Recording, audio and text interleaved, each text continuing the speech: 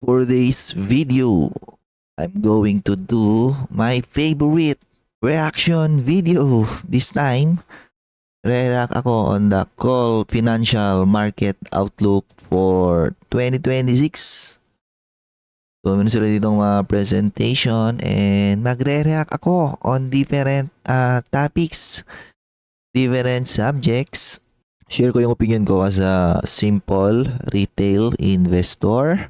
But first, if you want exclusive investing related contents in the Philippine stock market, check the pinned comment. And promote ko rin yung aking Facebook page. Ayan. So, umangaw ako dyan. Sometimes every day. I'm sure siguro pag wala akong magawa and may oras ako. Okay? So, for the first slide, agad PH facing a lot of challenges. Diba? Sell. Ganon. Negative. Weak global economic outlook. Investment and consumer spending. So, makikita natin yan sa fourth quarter kung madaming consumer staple stock nag-slow down ng fourth quarter. Yun na, di ba? So, corruption scandal, wala pa rin napapanagot na politikong malaki. So, contagion risk, kapag kunyari ba, nag-bear market sa ibang bansa, damay-damay na lahat, ganon. Okay? So, ang wala rito si Donald Trump, no? I think si Donald Trump yung the biggest risk in the entire world right now. Dami niyang ginagawang kung anong klase ng Donald Trump moves. Okay? So for 2026, magkaroon daw tayo ng mahinang economic outlook. So pag may mahinang economic outlook, madami magbebentahan. Diba? Siguro ganun yung nila, investment process. So, bakit daw? Full year impact of trade barriers. Yan yung mga pinagagawa ni Donald Trump last year. Kasi yan Di porket yung isang bansa lang yung itatarif niya, di ba? Yun lang yung maapektuhan. Hindi. Yun? Chain effect yun. Di ba? Eventually, magkakaskade yun. Damay-damay. Ganon. So, to hurt investment spending and export growth. Kasi kung may slowdown, di ba? Syempre, gagawa ng projection yung mga business. Uy, di maganda outlook. So, hindi mo na tayo mag-expand. So, pag hindi sila mag-expand, di ba, potentially makikreate na trabaho, di ba? Wala. Which leads to consumers na magdadahan-dahan na gumastos kasi baka sila naman yung tanggalin, ganon. So, hindi pa lumalabas yung fourth quarter GDP ng Pilipinas pero malapit na. According to Union Bank, below 4% yung prediction nila. So, pag nirelease yun, I think a big part ng rally ng PSEI starting this year, ma-wipe out, no? Baka makalahati yung kanyang ginawang rally starting ng 2026. So, according to their estimate, World 3.2, so bagsak, US, bagsak, China, bagsak, ASEAN 5, bagsak, di ba? Pilipinas, bagsak. And estimate nila for next year, World, bagsak ulit, US, angat daw ng konti, China, bagsak? I doubt, no? Ba't sila babagsak? Parang surplus ngayon yung trade nila ASEAN 5, bagsak. Pilipinas 5, I doubt na 5.6 yan Feeling ko below 5.5 yan. So FDI is down. So ito yung pinagmamalaki nila nung di ba? Beginning ng 2025, ito yung pinagmamalaki ng administration, yung create more na yan. However, wala mukhang pang press release lang, di nag-materialize. Bagsak pa nga. Ang gustong mag-invest sa Pilipinas, no? So, wala. Maasahan natin dyan. Ang masama niyan, no?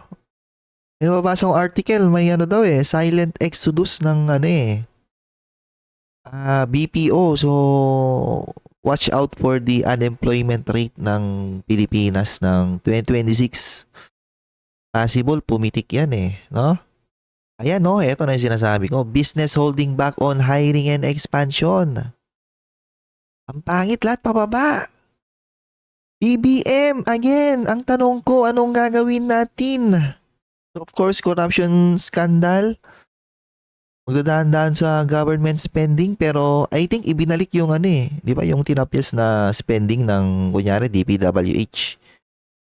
Ibinalik lang ulit yung budget nila and hope for the best na this time magmaterialize na siya, no? Makapag-provide siya ng additional job, blah blah blah. Umikot talaga yung pera sa economy. So we'll see. Kasi kung hindi, babalik na naman ako sa tanong ko, BBM, anong gagawin natin? Unemployment rate creeping up. So of course, 2020 kasi ito yung pandemic Dapat tayo, below 5% lagi. So wala, pumipitik And then crucial yung dyan, December kasi, December, yan di ba? Holiday season, tapos walang trabaho yung mga Pilipino, mukhang medyo alanganin na yun So, consumer expectation survey, lahat pabagsak Current quarter, bagsak. Next quarter, bagsak din. Wala, pabagsak lahat ng trajectory. Puro red Kahit hindi ko maintindihan yung mga graph Pag ganyan nakikita mo na puro red, there's something wrong.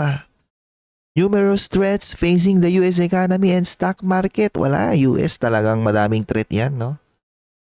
AI bubble nga Saka the Donald Trump risk. So you have rising unemployment and consumer loan defaults. Sa Pilipinas, wala pa siguro yan yung mga consumer loan default. I think mag-start pa lang silang sa cycle na mag-start pa lang silang umutang, okay? Sa US, wala na yan, na puro utang-utang na siguro ginagawa ng mga citizens yan for the past few years, okay? Increasing stress on private credit, rising Japanese bond yields, okay, yen carry trade, AI stock bubble, ayan na yun, Brad. So, despite that, talagang no? Trading pa rin sila at historical high above 22. Tupit nyo naman. So, lahat ng maipit dyan at that multiple, bayari kayo. You're about to get wiped out. Depende kung leverage yung mga portfolio nyo. Okay? So, may graph sila rito na weak peso pero hindi ko mapindot Hindi ko matansya ha?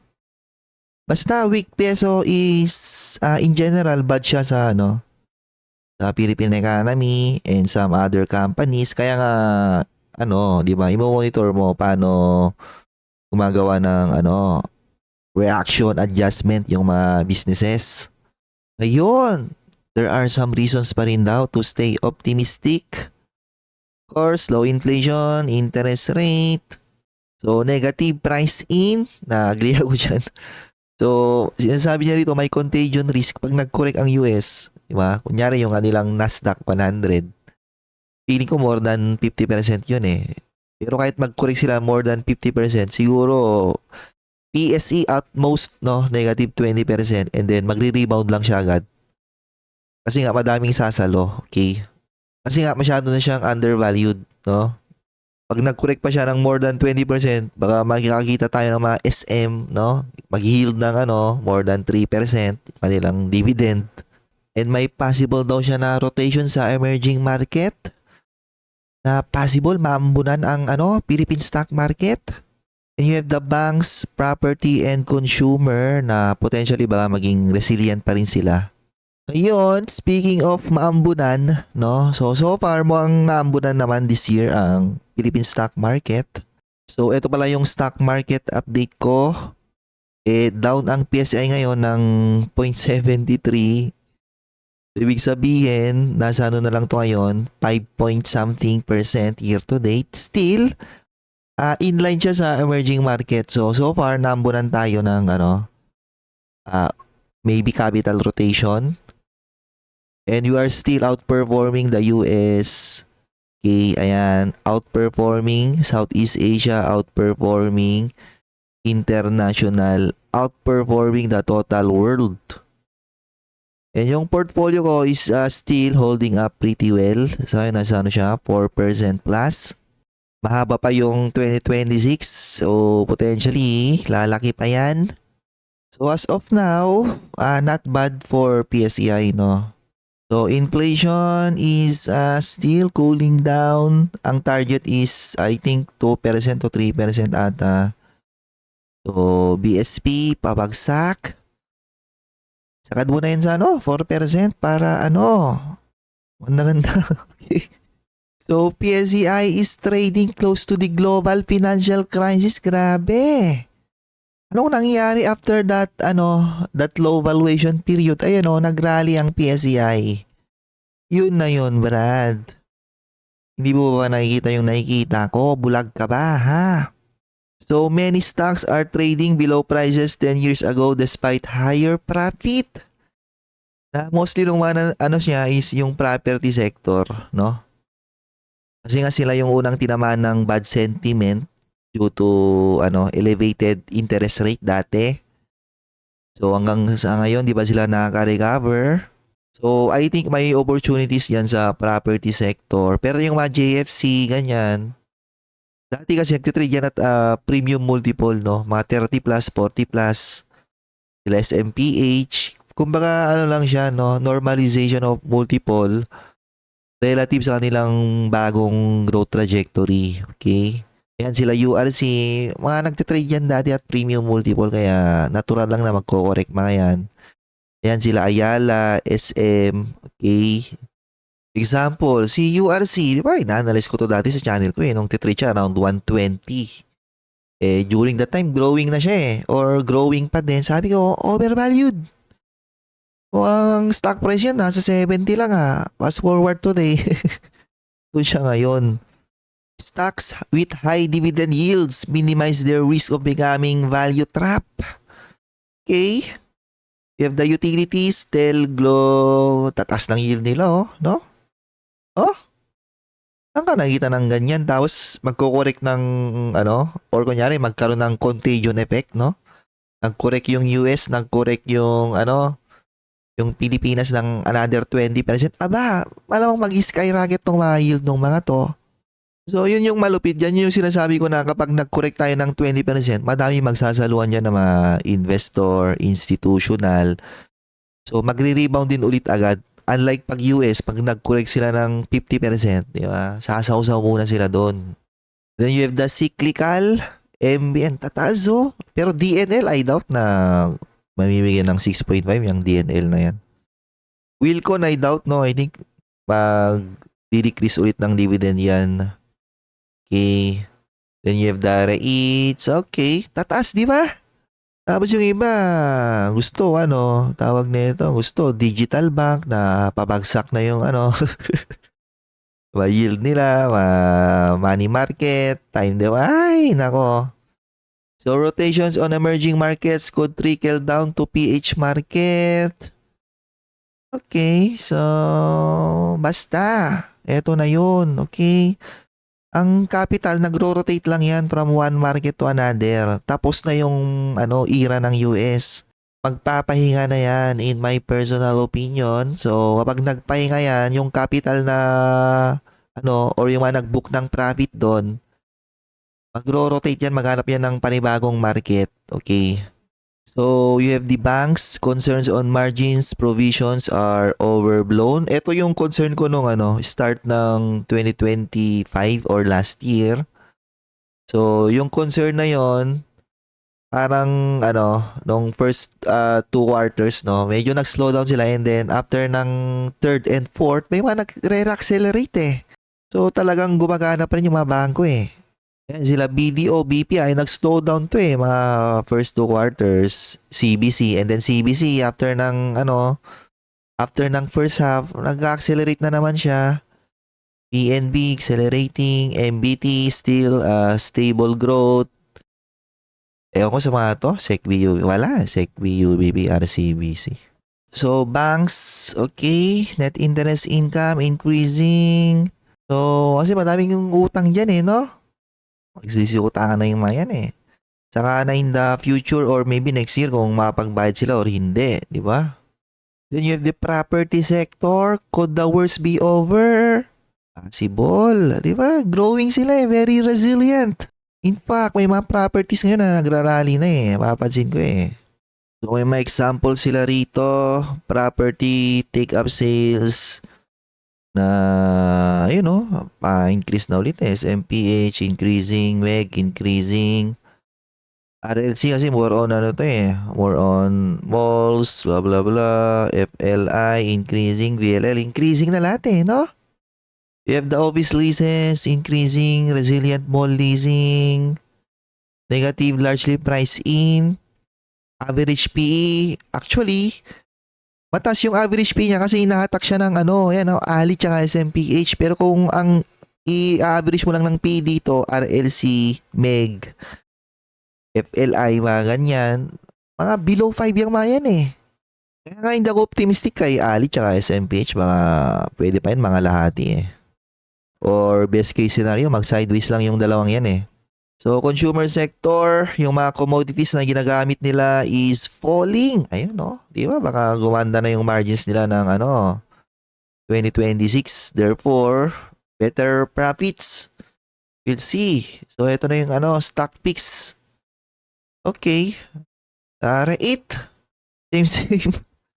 Yung tatlo pa rin. Okay, you have power, same. AP. Ito, bago nila to, Maynilad, kasi projection nila may bigay ng 6.2% na dividend yield. Not bad kung gawin niya. You have BPI. Bakit BPI? So you have MBT. SECB na naman, no? Ba't hindi si China Bank, no? And then you have the property sector as MPH. Ba't hindi si RLC or Mega World?